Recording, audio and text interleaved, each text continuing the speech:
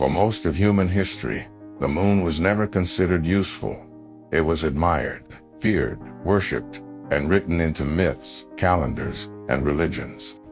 But it was never treated as infrastructure. It was distant, silent, untouchable. Humanity looked up at it for meaning, not for resources. Yet today, something fundamental is changing.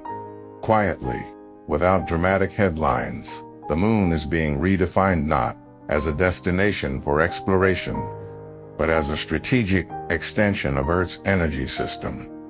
And if this transformation continues, it may not only change how humanity powers its civilization, but also force a rewrite of the rules that govern economics, politics, law, and even ethics. Every civilization that has ever existed has been shaped by energy. Long before ideologies or technologies determined the fate of societies, access to energy decided who survived, who expanded, and who collapsed. Fire allowed early humans to cook food and survive cold climates. Agriculture transformed sunlight into stored calories and population. Growth got coal-powered industrialization and reshaped cities. Oil created global empires, modern warfare, and mass transportation. Electricity rewired daily life. Nuclear energy changed the balance of power by making total destruction possible. Each energy transition did not merely add convenience. It rewrote social structures, economic hierarchies, and political rules. Now humanity is approaching another transition, not because energy sources are disappearing, but because Earth itself is becoming the limiting factor. Modern civilization consumes energy at a scale no previous society could imagine. Data centers, global logistics, artificial intelligence, climate control, digital communication, and urban megastructures all demand continuous and stable power. At the same time, Earth's ecosystems are struggling to absorb the consequences of energy production. Climate instability, environmental degradation, resource depletion, and geopolitical conflict are not isolated crises. They are interconnected symptoms of a deeper problem. A civilization whose energy demand is growing faster than the planet's ability to safely sustain it. This has forced scientists and policymakers to consider an uncomfortable question. What if the future of Earth's energy system does not lie entirely on Earth? From an engineering perspective, the moon offers advantages that Earth never can. It has no atmosphere, which means solar radiation reaches the surface without distortion, absorption, or weather interference. Solar panels on the moon can operate at higher and more consistent efficiency than anywhere on Earth. Certain regions near the lunar poles receive sunlight for more than 90% of the year, creating near-continuous energy generation conditions that no terrestrial location can match. The moon also lacks oceans, wind erosion, biological decay, and tectonic activity. Infrastructure placed on its surface does not face corrosion, storms, or earthquakes. Once built, it can remain stable for decades, even centuries, with minimal maintenance.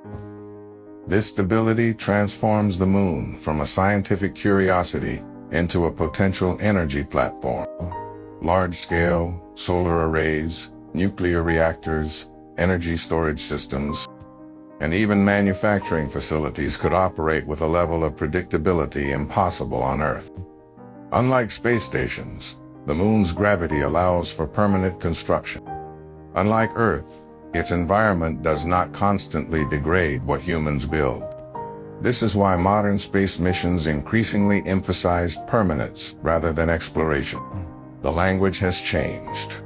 Space agencies no longer focus on brief visits. They talk about sustained presence, logistics chains, resource utilization, and long-term infrastructure. These are not the words of exploration. They are the words of industry. One of the most frequently mentioned reasons for lunar interest is a substance called helium-3 on Earth.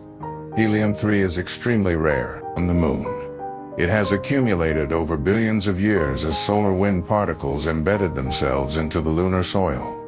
Helium-3 is considered one of the most promising fuels for future nuclear fusion because it can produce enormous amounts of energy with minimal radioactive waste and far fewer safety risks compared to traditional nuclear reactions.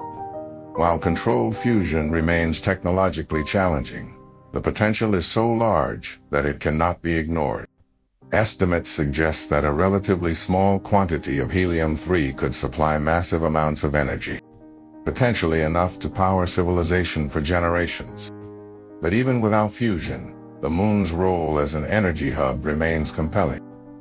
Power generated on the moon could theoretically be transmitted back to Earth using microwave or laser-based systems. Energy storage could occur off-world, reducing pressure on Earth's ecosystems. Heavy industrial processes could be relocated away from the planet's surface, minimizing environmental damage at home. In this vision, the moon becomes something unprecedented in human history, an external energy reservoir supporting a planetary civilization. Yet this is where technology begins to collide with law and ethics. International space law was written during an era when such scenarios were unimaginable. The Outer Space Treaty declares that no nation can claim sovereignty over celestial bodies, but it remains vague on the ownership of extracted resources. It does not clearly define how private corporations operate beyond Earth, how disputes are resolved, or how monopolization is prevented. The legal framework assumes exploration, not exploitation. It assumes cooperation, not competition. History suggests this assumption may not hold for long. Energy has never remained neutral. Wherever it concentrates, power follows. If lunar energy infrastructure becomes essential to Earth's survival, those who control it will wield unprecedented influence. Unlike oil fields or shipping routes, lunar installations cannot be easily monitored or regulated by traditional means. Distance delays response. Space complicates enforcement. Transparency becomes optional. Decisions made on the moon could affect billions of people who have no representation in those decisions. This raises a profound question. Who gets to decide how off-world energy is used, priced, restricted, or weaponized? There is also a psychological shift to consider. When humanity begins to depend on an object in space for daily survival, the boundary between planet and cosmos dissolves. The moon stops being scenery and becomes infrastructure. Infrastructure creates dependency. Dependency creates vulnerability. A civilization powered by off-world systems is no longer fully sovereign over its own survival. This changes how risk is calculated, how conflicts are managed, and how future planning is conducted. Some argue that lunar energy could reduce conflict by making resources abundant. Others warn it could deepen inequality by placing control in the hands of a few advanced nations or corporations. Technology does not automatically create fairness. Historically, it amplifies existing power structures before reform catches up. If access to lunar energy is unequal, the gap between energy-rich and energy-poor regions could become permanent rather than temporary. Perhaps the most unsettling implication is ethical. If environmental damage is shifted away from Earth and onto the moon, does that make it acceptable or merely invisible? The moon has no ecosystems as we understand them, but it is not nothing. It is a record of cosmic history, a shared heritage of humanity. Transforming it into an industrial asset forces a redefinition of responsibility. Does humanity have obligations beyond its own planet? Or does survival justify unlimited expansion? The question, then, is not simply whether the moon is becoming Earth's energy warehouse. That process has already begun in planning documents, research funding, and strategic discussions.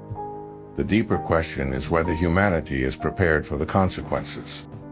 Energy reshapes civilizations not only by powering machines, but by rewriting rules. Rules about ownership, rules about fairness, rules about limits. When energy moves off-world, those rules may no longer apply as they once did. If the moon becomes central to Earth's energy future, humanity will cross a threshold it has never crossed before. We will no longer be a civilization bound entirely to a single planet. We will be a species whose survival depends on infrastructure beyond Earth.